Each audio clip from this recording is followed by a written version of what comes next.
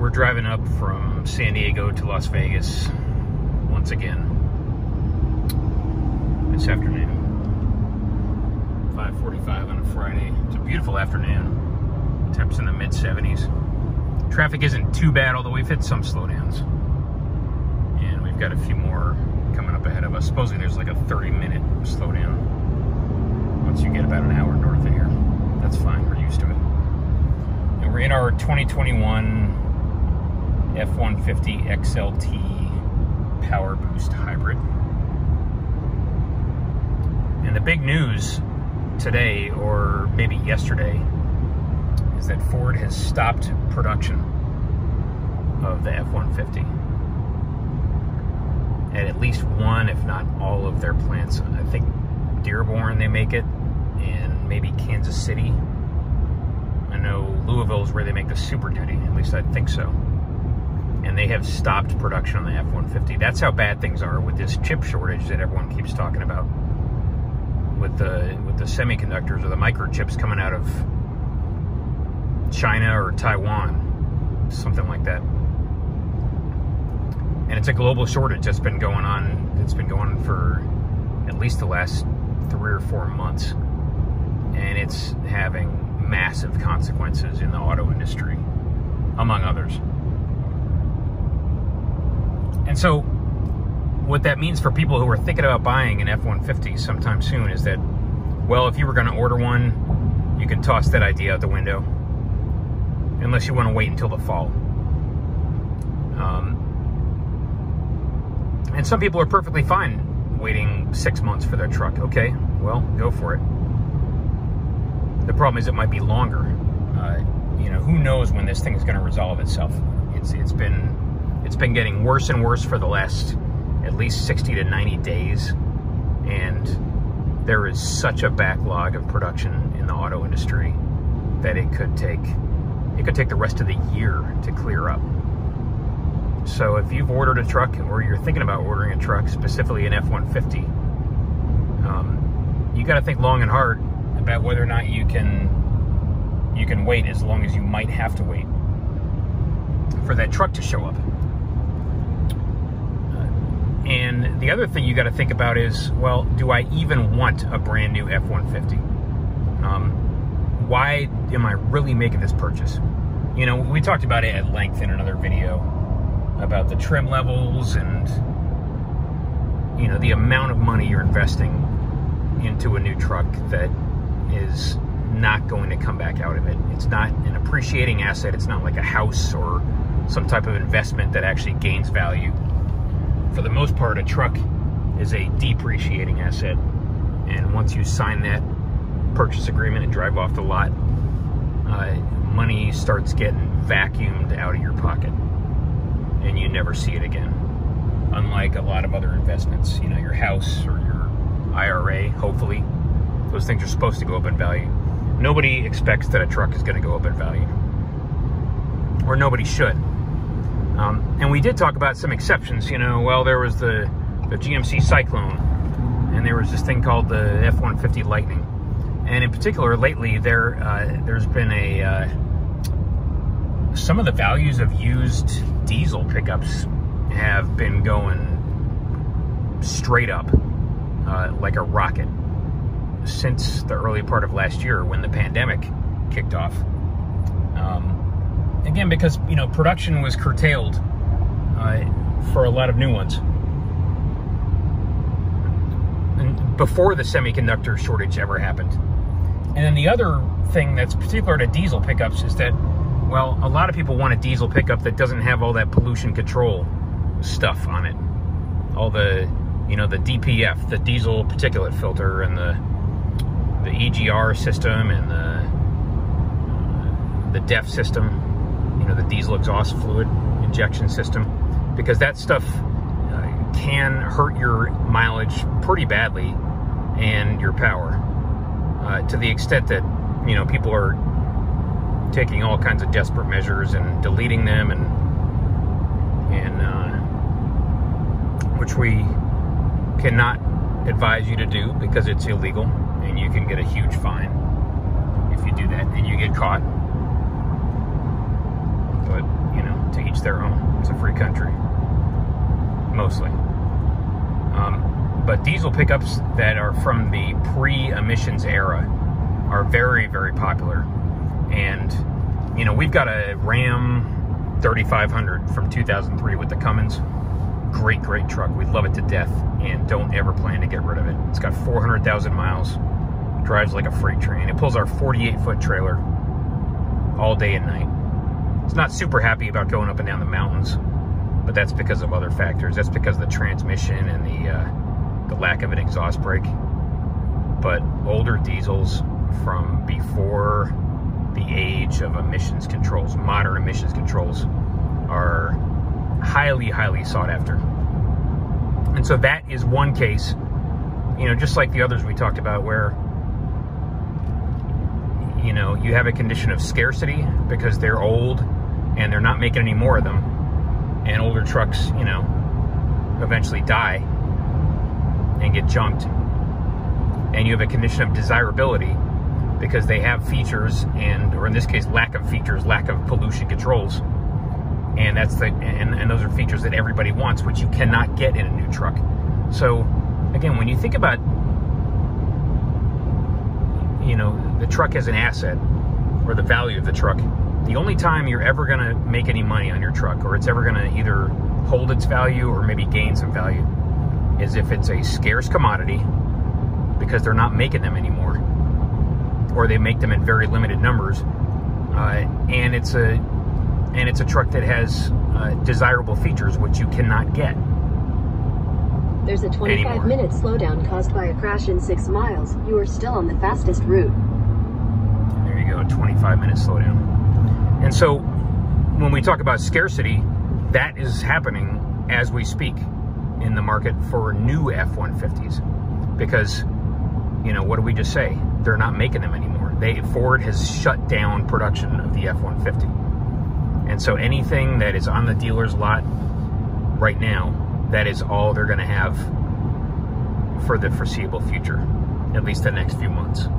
Maybe going out to the fall, who knows? And desirability, well, the new F-150 has all these highly sought-after features that people want. And the only reason we actually wanted a new one is because of the hybrid system, specifically the hybrid that had high output Pro Power on board. And the fact that it's got lane keeping or lane centering, where,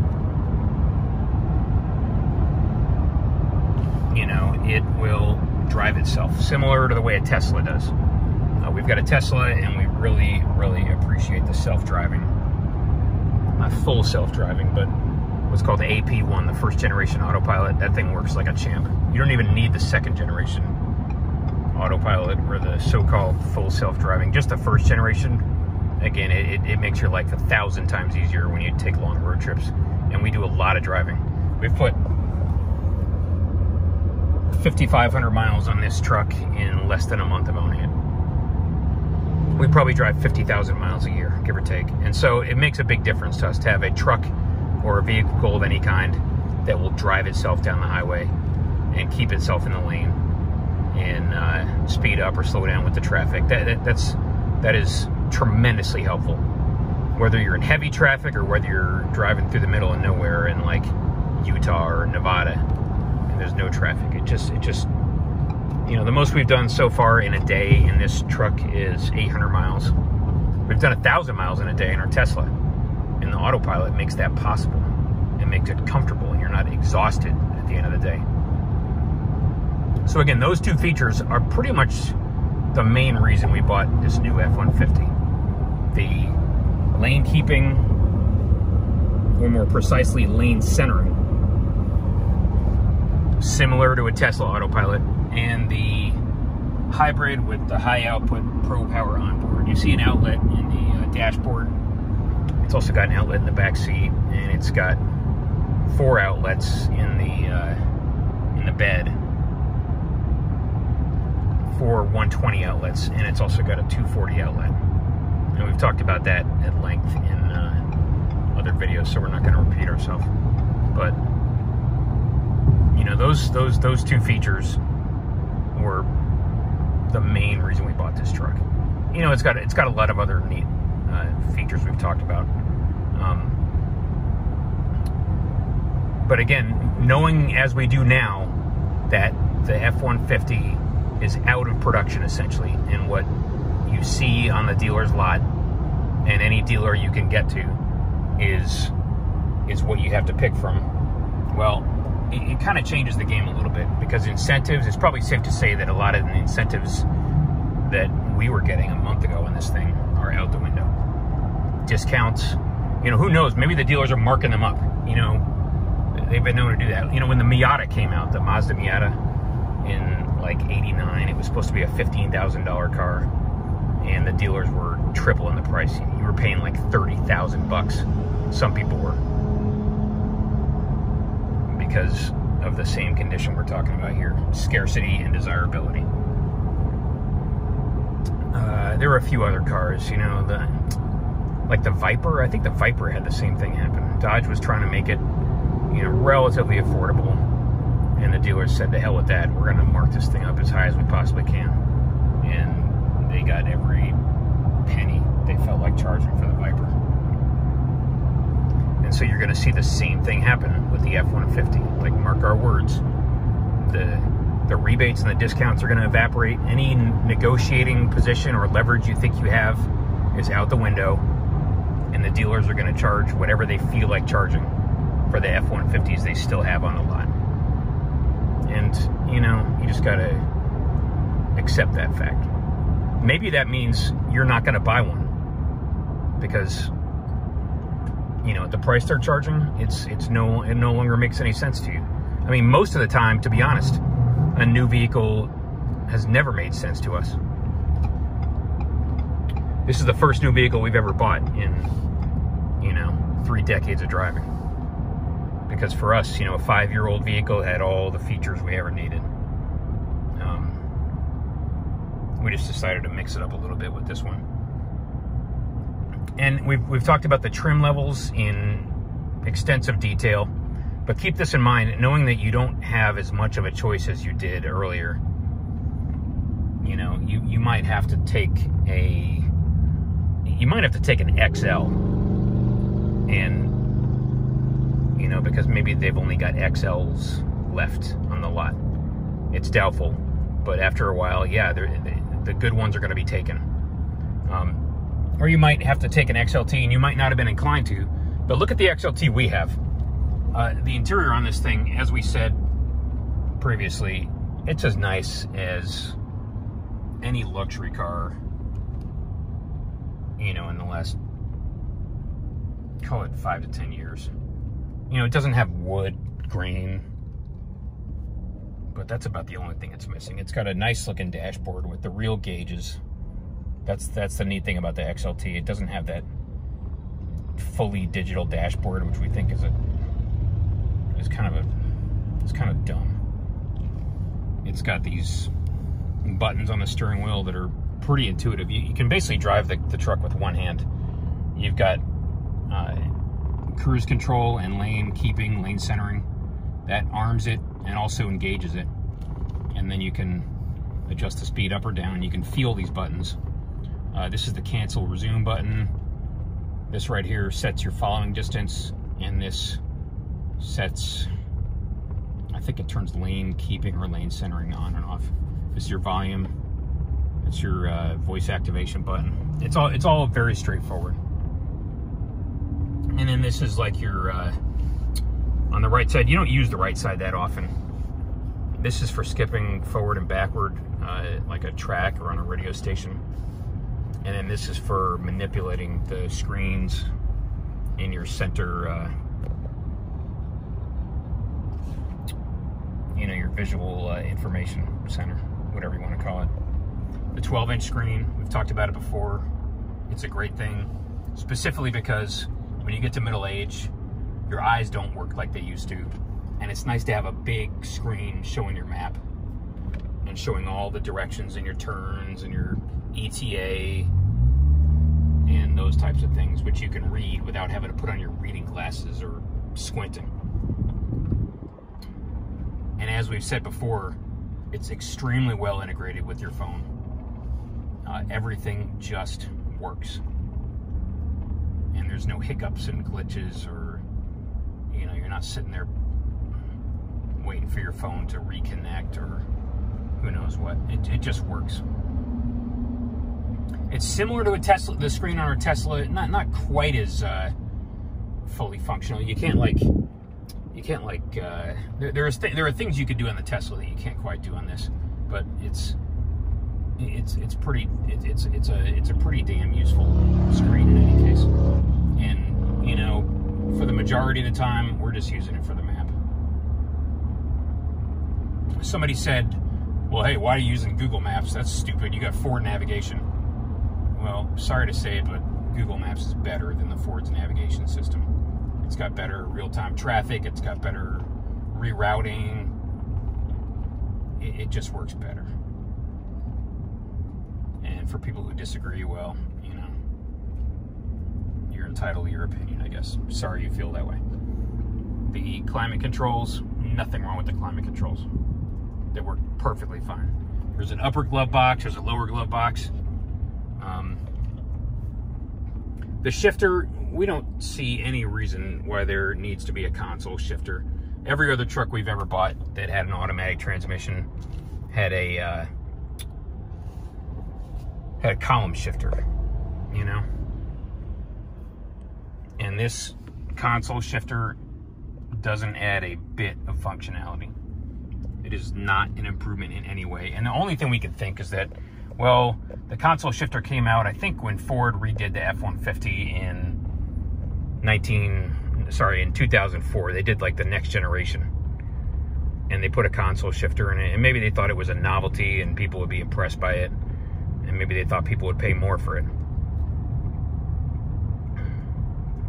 But it doesn't really do anything for you in terms of making the truck work better. A column shifter, in our minds, is 1,000 times more preferable because it's out of the way. The console shifter takes up valuable space. You could use it for some other purpose.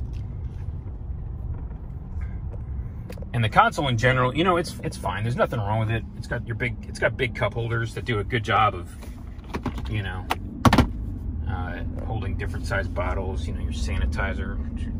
Seems like you got to have these days. It's got a ton of little pockets and cubbies. It's got this big bin in front of the console. It's got a USB-C and a regular USB outlet. It doesn't have a cigarette lighter outlet, by the way. We talked about it before. You've got a 120 outlet there. This controls your drive mode, which is like, you know, mud and rocks and snow and ice, and, you know, it's got a bunch of drive modes that don't really mean too much to us. You do use it to select like eco versus normal versus sport, that type of thing as well. Your four-wheel drive, it's all button activated. Trailer brake controller, you know, hazard lights, that type of thing. All the controls are very, very well laid out. Everything's where you expect it to be. It doesn't take long at all to figure out how to operate this truck. But the center console, you know, that's an extra cost option. You can get this truck, specifically the XLT, without the console, and save yourself a couple $100. Or again, if you don't have a choice, you might not be able to choose whether or not you get the console. If you don't get the console, guess what? You'll live.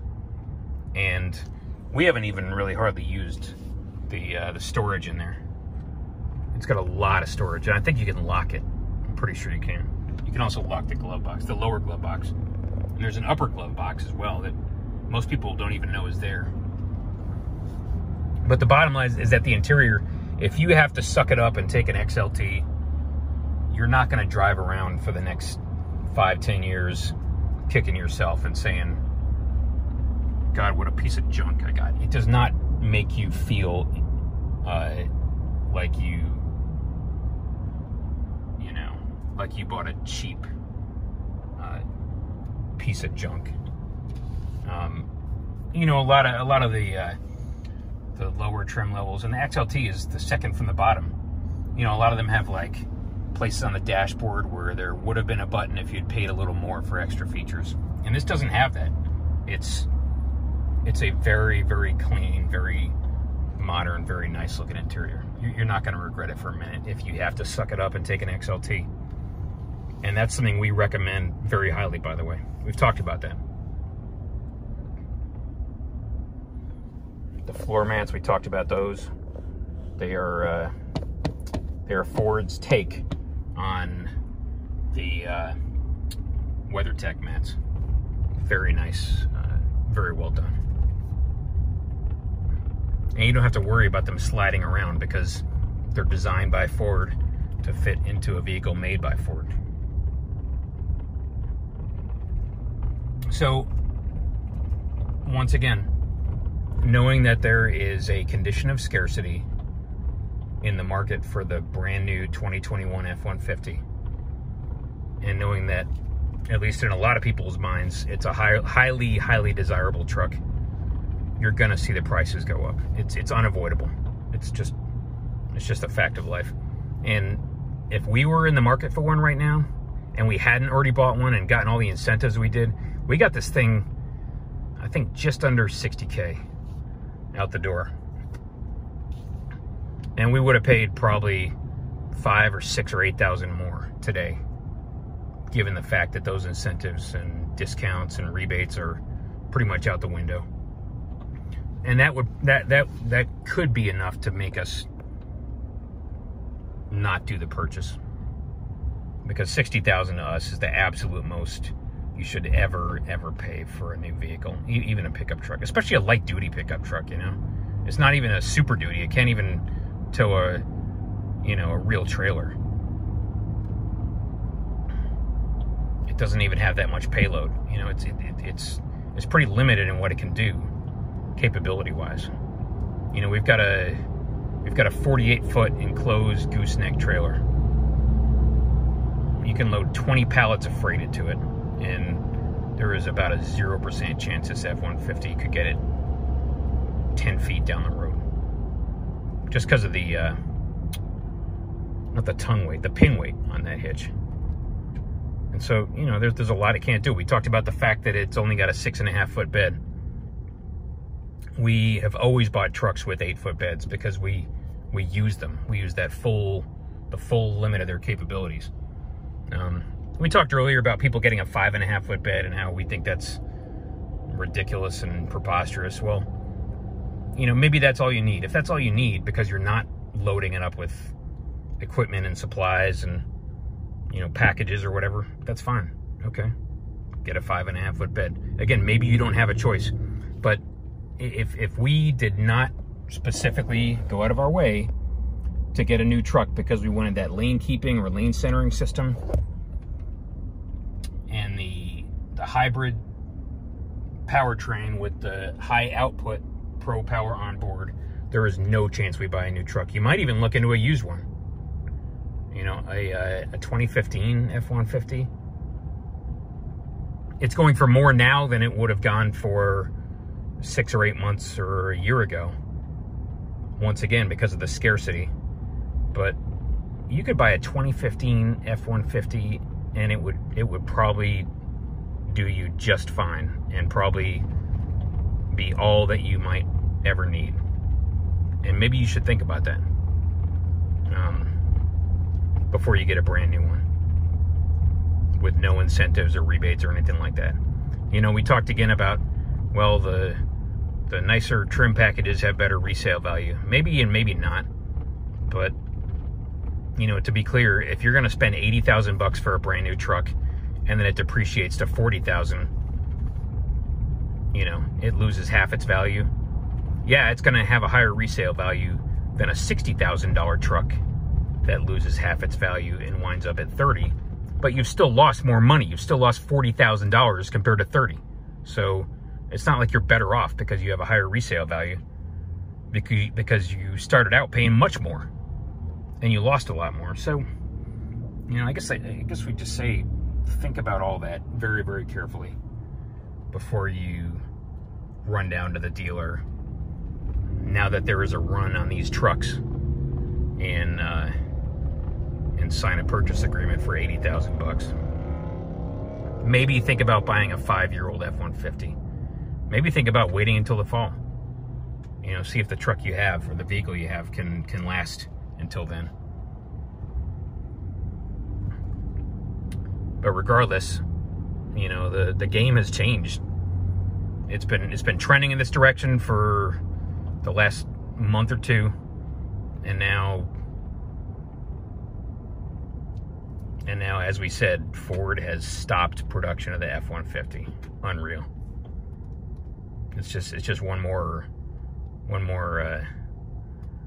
thing in this year and a half now, almost, of completely unprecedented things that we never thought would happen. Well, there it is. Hope you're having a great afternoon. We will be, we've got another 4.5 hours to go through this heavy Southern California traffic, which I guess is how most people spend all their time out here, sitting in traffic. So we're getting to experience that Southern California lifestyle. The good news is our truck is driving itself, so that makes it a little bit easier. But plan accordingly, please, and do not run to the dealer at top speed and buy one of these trucks at full retail unless you absolutely have to. Thanks again, everyone. Talk to you later.